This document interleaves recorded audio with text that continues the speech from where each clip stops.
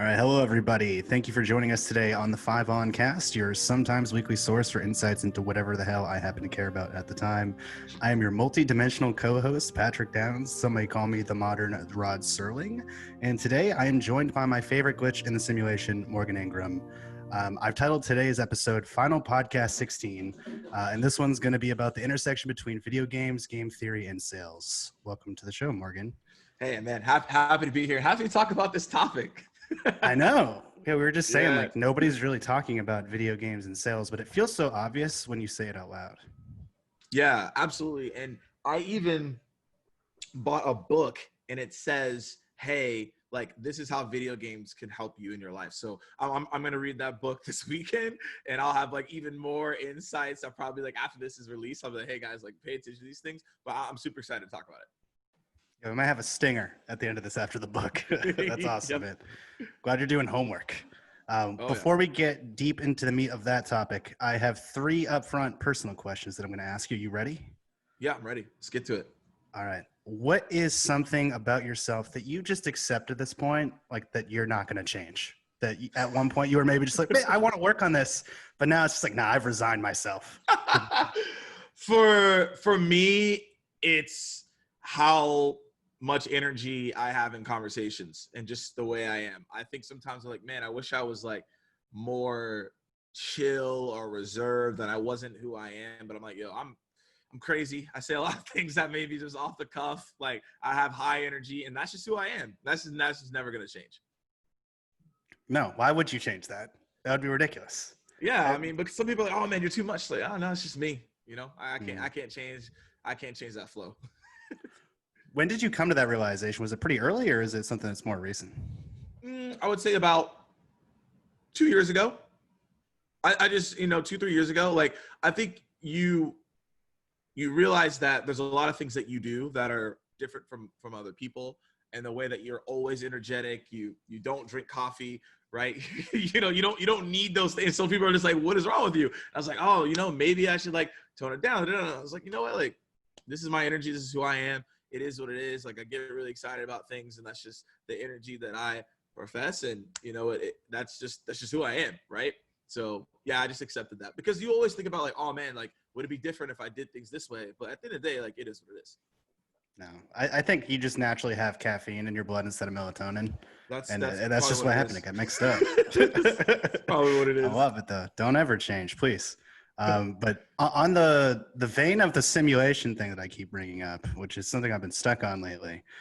If you were trapped in a void, right? You're locked out of the simulation. You can't get back in. A magical entity comes up and is like, yo, Morgan, you can pull one thing into this simulation with you. It can be a person, an object, or an animal. What would you rip through the void to spend eternity with?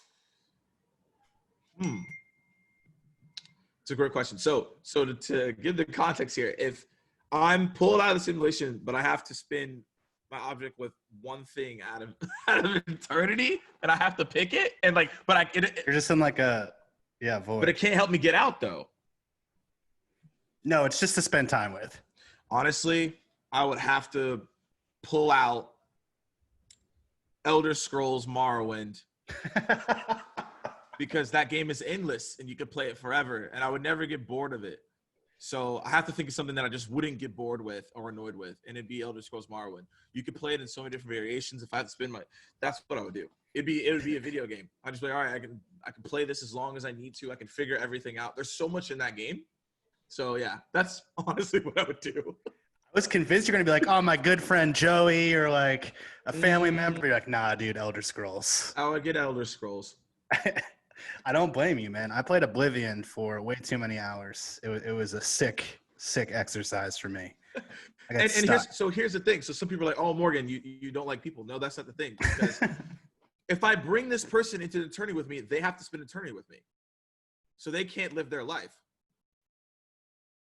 I don't want to selfless act. I don't want to bring that person in. So I'd rather just get Elder Scrolls. Like, it's a game. So I can play that game, and I don't want to bring someone else in with me when they could go live their life.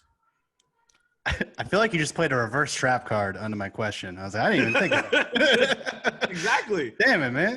That's a great answer. At some point, I could possibly get out, right? But I don't want to bring someone else in And they're like, I didn't want to, obviously they would love being with me, but after a while they're like, man, I could have been living my life. So that's how I think about it. Yeah. Okay. Well, let's take this point of view. And for them, they think you're dead, right? Like if you're pulled out of the simulation, you're just gone. True. If you are dead in this reality, what do you think your legacy is? If you died today or pulled out today? I think at this current point, I think from a legacy standpoint, a lot of people would appreciate the way I've engaged with my audience and the way that I've provided a lot of people with obviously sales and sales development content. But I think it goes a little bit beyond that, for my loved ones and people, obviously my family. I think they'd walk away and be like, Morgan had his craziness in the beginning. But naturally he became into his own person, and I respected him and loved him as a son, right? As a brother, he helped me grow. And then as a friend, he was a loyal friend and he was always there for me. And for my girlfriend, this was, someone that I truly respected and loved and continuously wanted to build a relationship with. So I feel like that's what people would say as of right now, based on what I'm seeing and based on how I engage with people. And she would also be like, man, thank you for sparing me from an existence in the void. Yeah, exactly. She'd be like, I don't know, like she'd like, it'd be cool for like a month, man. And then she'd be like, oh no, like why did you bring it here? It's like, I got some TV shows to catch up on, Morgan. Like, what did you do? Exactly. No, I'm not. I got Elder Scrolls. It's all good. Is there anything that you really want to add to it? You've accomplished a lot in a short amount of time, but like, what are you trying to build on top of it? Well, I want to go beyond just impacting people in sales. Like I want to be impacting people in different ways and also in different industries too. So, I've been doing a lot in the sales community and in SaaS, but there's a lot more that I want to do. I want to go into esports, right? I want to go into other markets. I want to truly impact people and have them say, hey, I watched this piece of content, I had a conversation with Morgan, and I took action and did something. Because what I've always focused on in the past was motivating people, right? But motivation is a fleeting feeling. You feel motivated for a week, 2 weeks, month, and then you don't do it. I want people to be truly inspired to take action, and I want to impact as many people as I can through that, not just in sales, but in multiple different avenues, right? And so that's really what I'm building on now, is how can I do that in different ways through different pieces of content or whatever that is. I love it, man. I didn't know you wanted to go into esports. It's exciting. Yeah. Have you seen all the stuff that RiseArt's doing with SDR League and like the stuff that Justin Michael's doing with that too? I've seen them doing some stuff like starting Twitch and things of that nature. I've wanted to get on Twitch for about a year and a half now. I just haven't really done anything, but I've been studying a lot on esports, like 100 Thieves. Obviously you got the Dignitas, the TSMs of the world, right? And you also have NBA teams that are starting to build esports teams. 76ers started off doing that, and they have like esports divisions. Coca-Cola has an esports division. Like it's a thing, and so it's something I've been researching and studying for a while. It's similar to, and the reason I know all this stuff is because it was similar to my sports management major. I was a sports management, and a lot of those things correlate to esports at the end of the day. So, yeah, I think it's something that is going to be huge, and also. Most people I don't know if you guys even noticed this on ESPN. So back when there was no sports, right? They were playing esports on ESPN because they had nothing else to play. That's right. So at the end of the day, like there's a lot of value there, but it's still very, very early, and there's still things that we're learning about it, but it's a huge market. Yeah, I'm so excited, man. Just the idea of having brackets of SDRs competing on Twitch live is just wild to me. I feel like there's so many like privacy violations there potentially, which is the main issue, but like one-way recordings are probably fine, I think. Yes and no, because there's some places, right, where you can't play recordings, right? So there's a lot that goes into it. And think about GDPR, right? Also the Canadian laws too. So there's a lot of different laws. So I don't know exactly what they look like, but that's why, I've always been like, oh, I wanted to share my recordings, but I've heard that that's something you can't do because you have to get permission from the prospect to share those. So there's a lot of different laws out there. I don't know what to the extent they are now. So it is going to be interesting to see how that plays out. Dude, imagine you call someone, it's like, look, I'm a sports gamer, so I'm recording this call for Twitch. Like, is that okay? That's the first thing you said. Yeah, like they're gonna be like, what What the are you heck? talking about? Maybe that's a new intro. Who knows? But like, there's a lot of different nuances, which makes it interesting to see how, again, all this is gonna play out from that side over there. Yeah, it's like, yo, do you know what League of Legends is? Yeah, it's like that, but like I'm calling you. But I'm calling you, and I'm actually being graded right now. So if you take this meeting, that'd be awesome. Yeah, man, I'm 1 point from winning, bro. Could you please take the meeting? Right? And it's like Ultimate pattern interrupt. It'd be very, very interesting. I'm curious what you think the biggest overlap is with video games and sales, because like since I've been playing it, not playing, I even said that Freudian slip. Since I've been working in sales, it feels like I'm in a video game. Like I started at Yelp. There's a huge scoreboard that's like updating. You know, you have stuff like ambition, where you're getting rewards, and there's progression models. It's all kind of built in. Why do you think it's so similar, and where's this overlap coming from, you think? So there's a lot of different factors to it. I think when people think about video games, they think of Grand Theft Auto, right? You think of like just Call of Duty, and you're like, well, you're just shooting people. And there's obviously different games than just those, right? So like really how I see it is the best way to think about it is an RPG. So RPG stands for role-playing game. So think about it. You start off as a character. You have no skills.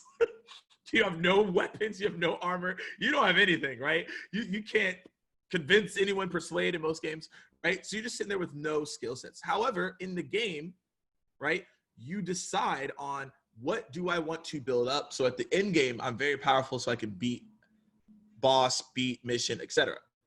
So in sales, think about it. You start off as an SDR, right? Your skills are normally very low, right? You probably don't know how to cold call, email, close, negotiate, handle objections, all that stuff. So I see the sales career, right, as starting off as a level 1 character. And throughout your career, throughout the game, you decide on which skills you want to level up. Do I want to get really good at cold calling, right? Because you could think about it. In the games, you could be level 100 in archery, but you could be level 40 in swords, right? One-handed swords, right? So maybe you're 100 in cold calling, but you're 40 in emails, right? But you make that decision based on how you want to build up those skills, right? And so the role-playing games correlate directly to sales because you decide on how you want to develop your career. No one is going to come to you and be like, hey, here's all the things you need to learn today, Johnny, and I'm going to pay attention to you every single day. Most of the time, it doesn't happen that way. Now, some managers could be that way, but most of the time, we all know it doesn't. So that's how I see the games, and then we just have to be diligent on what type of skills we need to learn so we can get better at sales as a whole to get the outcomes we want. Is the equivalent of grinding like reading gap selling every day? Yes, but also like go right, listen to podcasts, right? Buying books, like it's the same thing.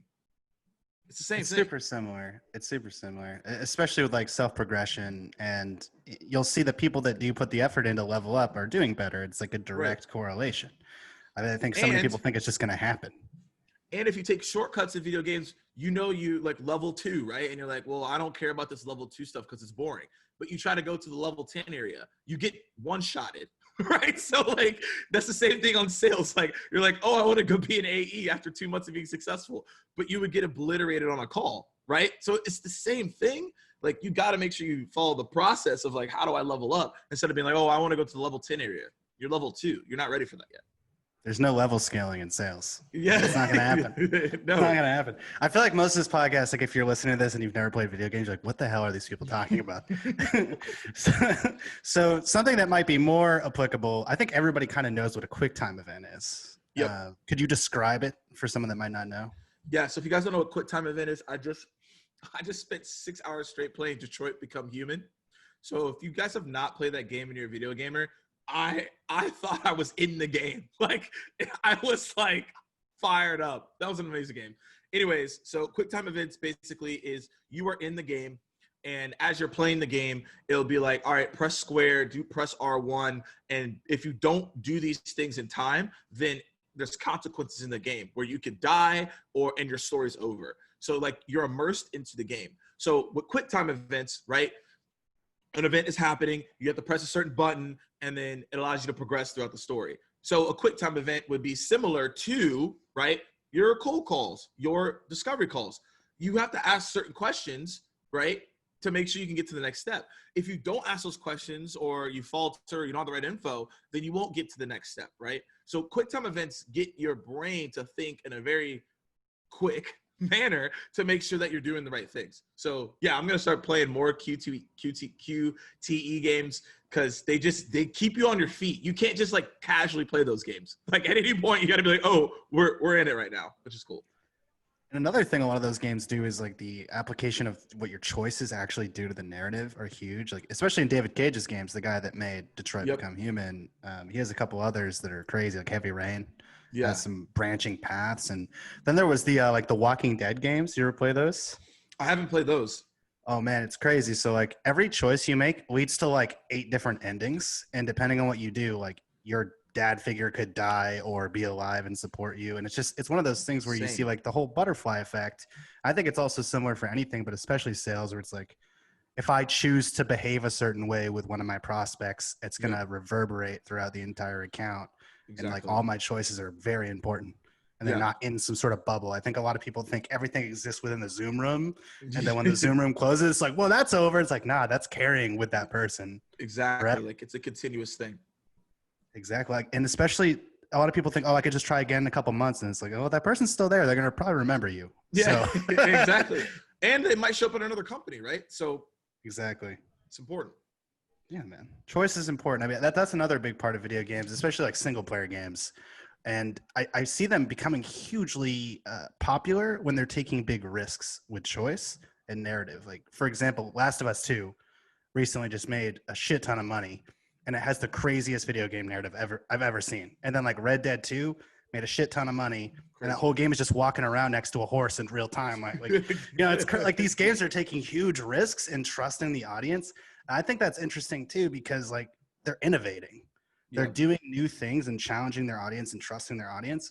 But I feel like in like something like B2B sales, we're not really doing that. Like, especially like the products we sell, a lot of them are very standard, and like the techniques we use are very standard. There's not a lot of like risk. Some people try for pattern interrupts, but I mean, I've taken, hundreds of demos in my life, and 99% of them sound exactly the same.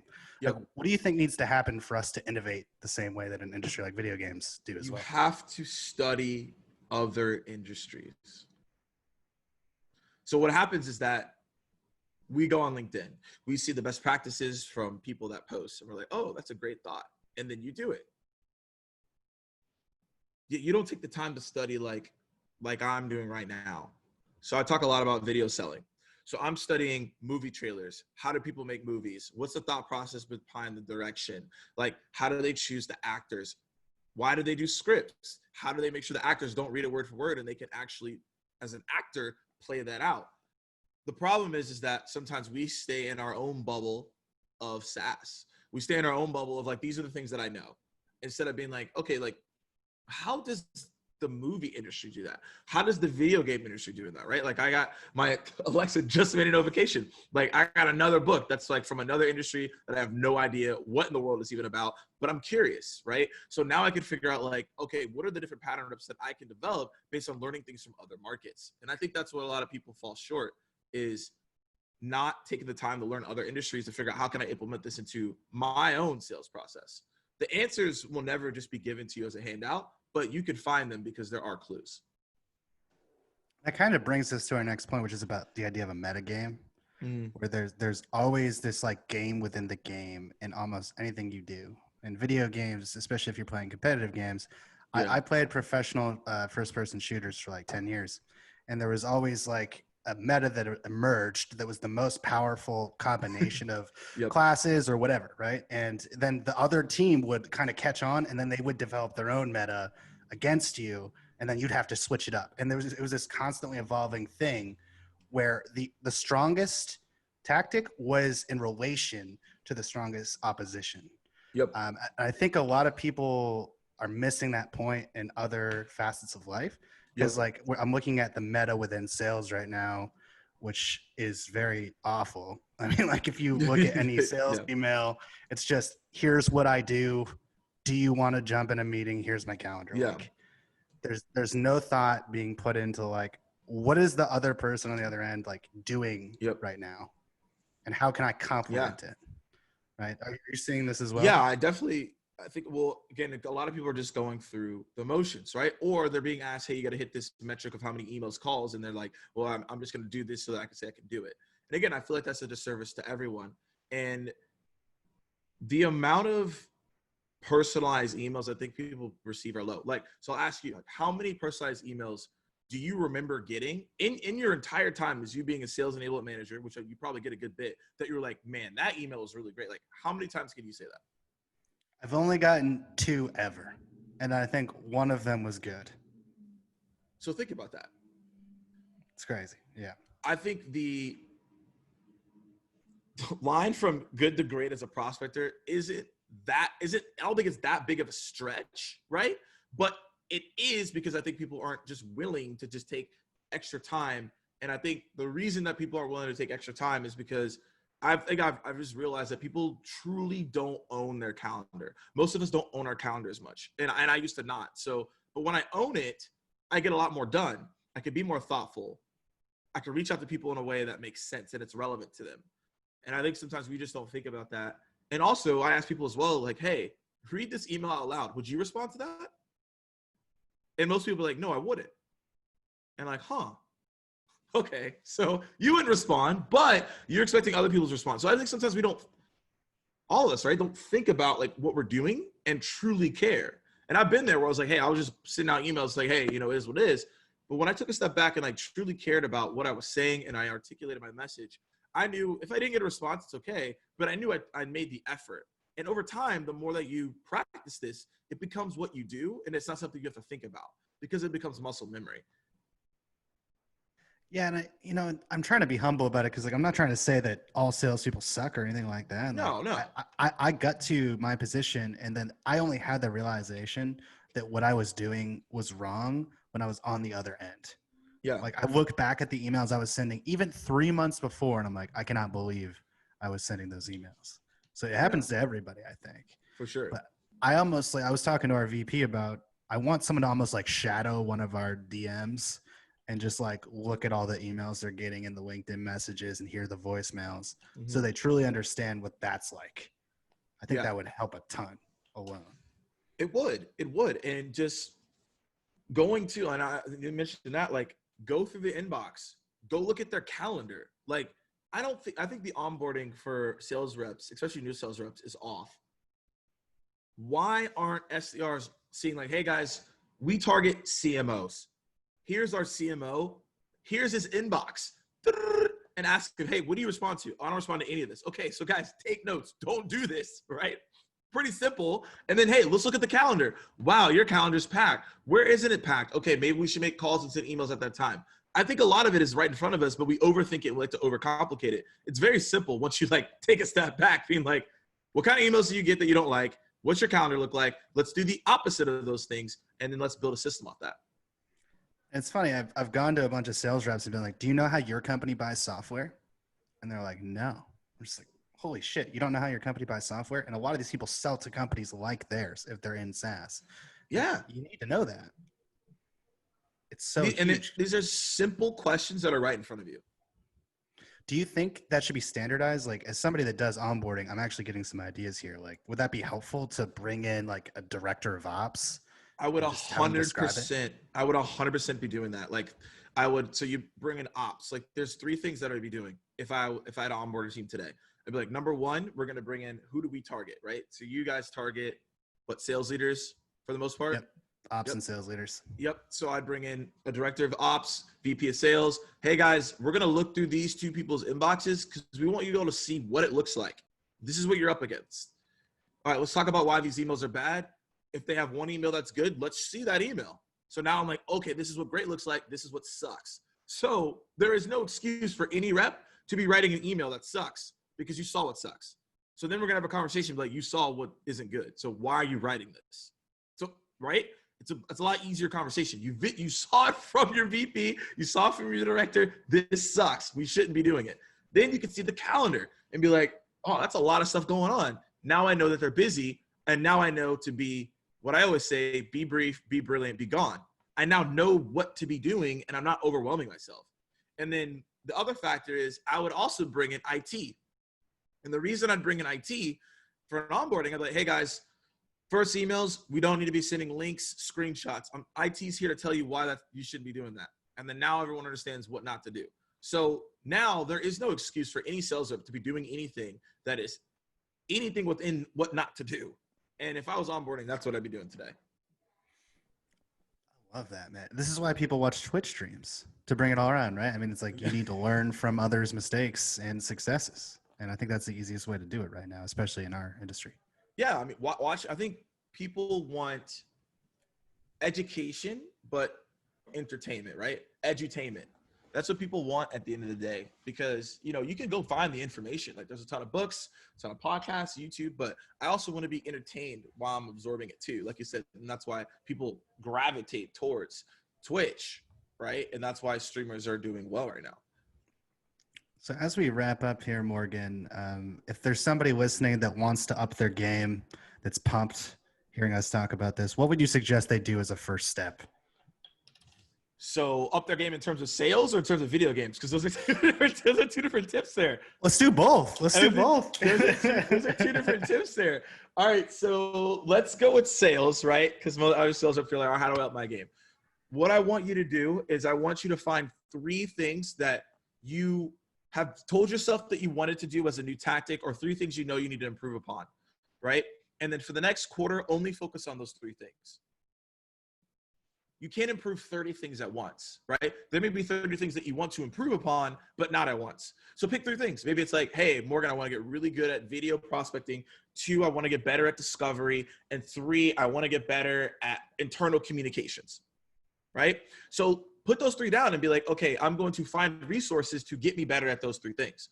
And that's how I always focus on, like, what are the 3 things that I truly want to focus on and I can get better at, so that I can find the resources to do that. So that would be my sales advice.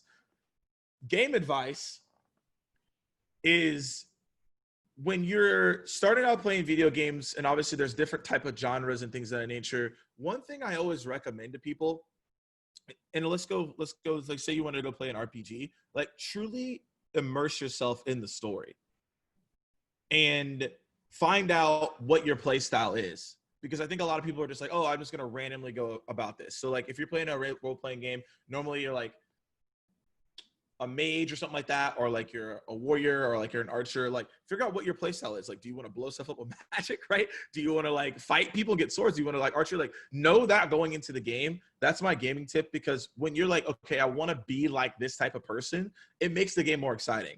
And I know, like, for example, I'm playing Assassin's Creed Odyssey right now. And preparing for Valhalla that's going to come out. And I went the hunter archery route because I like bows and arrows. That's my thing. But my gaming tip is, like, make sure you know what you want to do as you get into that game and immerse yourself in the story. I think a lot of times people play games and they don't immerse themselves. Like, I will put my phone down. I don't have my phone with me. I'll play for, like, 2 hours or an hour and a half. I have my time limit, and I'll get myself so immersed in the story because it makes the game better. And I think a lot of times we don't do that. My tip is, don't start with Morrowind. Get there eventually. You're going to be lost. Yeah. That's actually a great tip. Do not start with that game. I remember the first time I played it, I was so pissed. I was like, I don't understand this game. Now I love it. I'm like, it's my favorite game because it's so complex. Like, they don't give you any help, and I love it. I'm like, let's get it. No help, no anything. And it's just an amazing story. I feel like Skyrim's like the best starting open world RPG, because it's just like, just go. You can do the wrong thing for like 5 hours. It's still pretty fun. Yeah. Or Dragon Age 2. Dragon Age is too complex for people that are starting out, but Dragon Age 2 makes it a lot more simple for people to get right into it. Oh my God. You're going to leave this podcast with sales and gaming recommendations. Come on. What else are you going to get that? I got like a top 5 game recommendations. Like, if people want to start off and have some fun, but. Oh man, I think we need to do a part 2. There's so much here. I feel like there's a lot. There's a lot. So much. But man, what is the best way for people to connect with you online right now? Yeah. So if you try to connect with me on LinkedIn and send me a connection request, I can't accept anyone. I'm at 30K connection limit, just so everyone knows. So because people are like, why aren't you accepting me? It's like, well, I can't. LinkedIn, blame them. So connect with me on Instagram at Morgan J. Ingram. That's the best place to talk to me. I have a different type of style there. Like, I'm doing like game of the month now. So in October, I got to figure out what my game of the month is going to be. So that's been really fun to do. Any other content? Are you still doing the Muffins with Morgan thing? Still doing the Muffins with Morgan every single Saturday, 11 a.m. Eastern Standard Time. That's also been really fun too. I love those, man. You definitely at least follow Morgan on LinkedIn because the content on there is fire. And the Muffins with Morgan stuff is awesome, man. I'm a big fan. I appreciate it. I appreciate it. Of course. And thank you for joining me. This has been the 5 On Cast. This actually will be weekly from now on. I have a schedule now. And it's still whatever I care about. And I am immaterial. I'm the Dr. Manhattan of the modern age. You can connect with me on LinkedIn. Follow 5 On Friday on LinkedIn, YouTube. Please subscribe there. We only have 100 subscribers, and my mom's starting to make fun of me. You can also subscribe to our podcast on Spotify and Anchor. You're beautiful just the way you are. Thank you. Don't ever change. See you next time.